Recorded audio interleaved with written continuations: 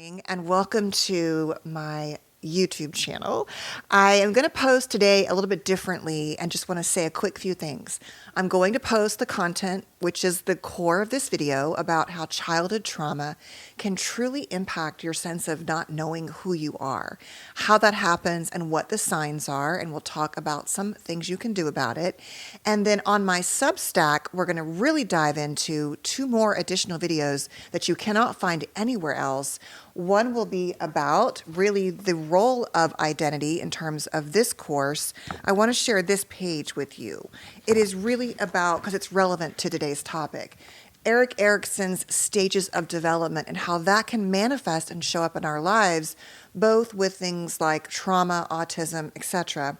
And a second video specifically going into the relationship between autism and this word here. I'm not going to say it because oftentimes this content, you will not see it if I do, but the specific relationship between how we see our bodies, especially if we might have something like autism. So as I've said, Substack is my new place once a week on Sundays to share content I don't post anywhere else, videos, articles on autism, trauma, the art of isolation, pop culture media, and really the movie The Substance is what really drove today's video. So follow me on the link down there. It's free for now if you want to check it out. For now, I say, because I don't know what's happening in this world of social media. I've historically not, as you will not see me doing ads and all of those things. I just believe that, generally speaking, you will find me where you need to find me. And I hope that you will understand that it comes from my heart, especially if you had emotionally immature parents. My courses are made for you. I promise you, because I had 2 of them, 2 extremely emotionally immature, unsafe parents. Anyway, I'm sure you can find that in many videos I've already made. Okay, so today's video, though, really is about this core video, is about the signs and how that can affect who we are, how we don't know who we are, which if you don't know who you are or believe in who you are, it makes doing everything so much harder. Pursuing a career, setting boundaries, choosing partners, right? All of it.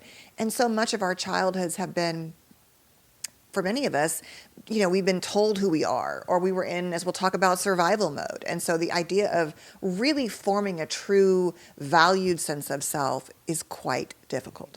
Really quickly, though, before I do that, I want to say just a couple quick things. That losing TikTok, if you're not on TikTok and you're not really in it, you might not understand. But it is so different and from things like Instagram. And the reason why I think I had really avoided Instagram completely, and I'm still struggling over there, is because it doesn't feel like in alignment with who I am. And the reason why I think TikTok for so many people is so powerful, neurodivergent or not, but especially for the neurodivergent community, is that we see each other. We see ourselves in each other over there. And it changed my life understanding neurodivergence and autism, frankly, through TikTok last year, because that set me off on the deep dive. And so I'm not sure where we're going with that app, whether we'll choose to be on that app or not in the long run. I don't know if we even have access to the app, but I do want to evolve some of my content here into additionally having, more frequent videos and videos with more, at least current pop culture relatable places for us to escape the stress of the world, for us to see each other and all of that. And on Substack, you can literally comment and quote right there to the things I'm sharing. And I'm checking that pretty much every day and responding in ways that are, I think, easier to do than all these other platforms, which I still try to do, but we all know that's difficult. Okay, blah, blah, blah. Let me get into that. What I want to say is that the second thing is that watching The Substance, I've watched so much female content lately. Honora, Mother's Instinct, Lioness, The Substance, what else was it? Something else I just watched that was kind of blowing up. Amelia Perez. I have so many thoughts about all these things, and I love to talk about them, and TikTok was the place I did that. So I'll be doing those kind of reviews, film reviews from a psychology perspective, as opposed to I'm checking out this film and giving you the feedback on it, most likely here and on Substack, and eventually if TikTok ends up being okay back there. But watching that show, which was, I don't ever watch horror. It's not my thing. But to see that the battle we fight within ourselves as women, especially as we age, but really for everyone, this sense of who are we really? It got me really thinking about today's topic. Who am I? Society says this is your skin color. I mean, in terms of how you're, responded to. Society says, this is your religion. If that's your religion, this is how we respond to these people. Our parents say this. Magazines, books, the internet, like everywhere we go, we're told who we are. And yet I often think that we don't. And so if we don't fit in the box, it's even more difficult. And I've certainly had privilege in many ways in my life, or in many areas, but at the same time, like never felt worthy enough, never felt pretty enough, skinny enough, cellulite ridden enough, like from the time I was 16, right? The world has been telling me since my 90s supermodel days of watching them, you can never be enough. And so everyone I know has some level of self disgust and just really a lack of love for themselves and their bodies and who we are in our identity. One part of that, a big part of that, is the shell that we walk around in. And we're going to talk about that more in other videos and really dive into it on the Substack. But anyway, if you haven't seen The Substance, I will say I think it's incredible. It kind of beats you over the head with the message, though you can critique the film in some ways, but the underlying message and Demi Moore's performance and Margaret's performance, but really Demi Moore, is just every kudos, I believe, was earned. So, as usual, I know I'm talking, but if you don't like me rambling, then you should probably find other videos because I'm not always going to go straight to it. And I like the idea of creating community and us building connection. So just saying, if you're one of those people that's like, God, could she get to the point? I may not be the video or channel person for you, the creator for you. And you know what? That's okay. Anyway, the point is I like to talk in the beginning to set up the things I'm going to say. And I'm alone. And so, yeah, I have a lot to say. Okay, here we go. So first of all, if you frequently find yourself like not knowing what you want to eat, where you want to go, what your needs are, whether or not you should set boundaries, what your aesthetic is in your home, your clothing, your sense of self. By the way, my new aesthetic, if you haven't been able to tell this last year, is sweatpants, various versions of sweatpants. And yes, I will spend more money on them because that's all I'm wearing. Working from home, I've finally reached my I don't give a F. I'm in the comfort stage of life. And I have to say, I still wear jeans sometimes, but it's pretty glorious. Anyway, the point is, if you don't know who you are, you think you have to look a certain way, be a certain way. You're a people pleaser. You don't have good, ability to make decisions. You don't trust yourself. You have inconsistent goals, all of that. And certainly who you choose and whether or not you accept certain behaviors or not can all be found in your childhood in many regards. So how? Number one is that many of us dissociated through childhood. We were outside all day, losing ourselves in the world. We were actively detached, detachment at the core, depersonalization, derealization, deactivating attachment, all of those D words essentially, but also just dissociation and varying degrees of it depending upon how much fear and trauma and anxiety we were exposed to. So that can cause, a confusing sense of self, a fragmented sense of self as a result. Even things like our memories can be fragmented. Number two, because of the way we've grown up, we've internalized negative messages about who we are. So we don't know who we are, but we know if we ever find something, it will never be enough, right? We've been told through eggshell behavior, overt criticism, punishments, just, too many judgments, whatever.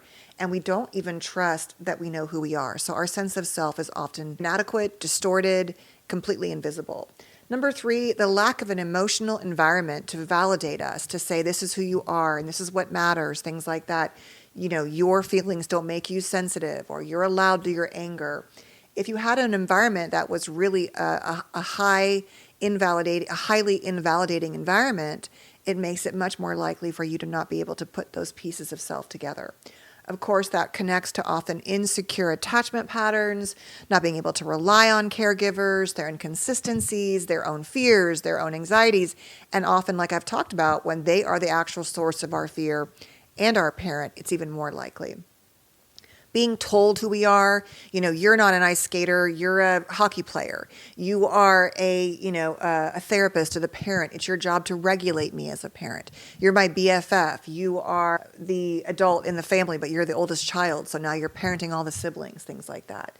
And then lastly, there are many more of these, but living in these repeatedly unsafe environments where you needed to be, for whatever reason, highly vigilant to a parent's mood, state of mind, when When someone in the house determines the temperature of the entire house's, temperature, the mood, you learn to really attune to that again and again and again. And that can often leave us in a state of, I know how to rotate around others and survive.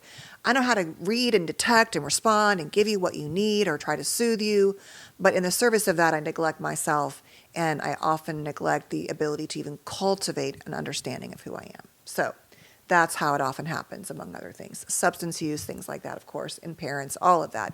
Any kind of those traumas are going to force us to put on a shell, in other words, to survive, that may not align with really having the freedom and space and opportunity to really explore and make mistakes and discover, who we are. Okay, so 13 signs. Number one of the signs that you may not know who you are, it might actually be your dissociation, that you just walk around feeling disconnected from your life, from yourself, from your relationships. It's like you're always looking in the window trying to find who you are, but never really discovering it. It could also be an active moments of dissociating, completely like taking yourself somewhere else. It can be dissociating through binge watching shows for hours and music and doom scrolling, which, frankly, it's difficult right now here, so not surprising. Number two, memory gaps, not remembering certain periods of time. Now, it's not so simple as, you can't remember your childhood, you had massive trauma, but we do know that that can interfere with the formation of developing memories and how memories are encoded. So memory in itself in childhood is quite complex, but in general, it can be even harder to put the pieces together of the story of your life and memory. Number three, having a lot of either emotional numbness and or emotional dysregulation. So you either shut down and you don't feel things, you don't know how to feel things, you put them away and compartmentalize them, and sometimes that can be a good thing. We don't want to live in all of our feelings all of the time, but that is your go-to. It's like you don't have the resources to lift up the toolbox and say, now I want to deal with something. It's like, nope, don't feel it. It could be lots of ways you numb, addictions, shopping, all those kind of things, right? And or you have a hard time managing your feelings. They're just constantly coming up and bubbling up. Or you also have like sudden outbursts and you don't feel things in crises moments. I often say I'm at my best when the things are the absolute worst. It's like I get tunnel vision and I know my daughter's in the hospital, she's in pain, I'm talking to the doctors, like nothing else matters. And so it can be this thing where because of so much chaos in childhood, we kind of know who we are. We're kind of in those moments in control of things. But the rest of our lives, we often are walking around like, wait a minute, what just happened? And quick side note, of course, all of these things can also be related to things like neurodivergence and other dynamics and mental health and physical health issues. But we're just talking about the primary kind of generalized categories here, okay? So number 5 is self-doubt, often just not trusting, even when we think we know who we are. We're always poking holes like, well, are you sure you're, confident enough for that? Are you sure you know that? Are you smart enough? Are you attractive enough? Whatever. In the substance, I think the most heartbreaking scene is actually not a horror scene. It's this moment where, to me, Moore is trying to pull herself together and say, it doesn't matter, but I'm getting older and I'm going to go out. And she keeps checking the mirror and adding more makeup. And by the end, she just sort of destroys her face with rubbing it and wiping it. And it's just this feeling we've all had where you look in the mirror and what's looking back at you is not what you used to see or hope to see or long to see. And all you see is what is not working for you, the parts of often yourself that you actually hate. Okay, both inside and outside in the mirror. Number 6, boundary issues. If you don't know how to set them, keep them, hold them. Very common issue because for many of us, they were non-existent. So the idea that you're even entitled to a boundary feels foreign. And so that can be a big sign.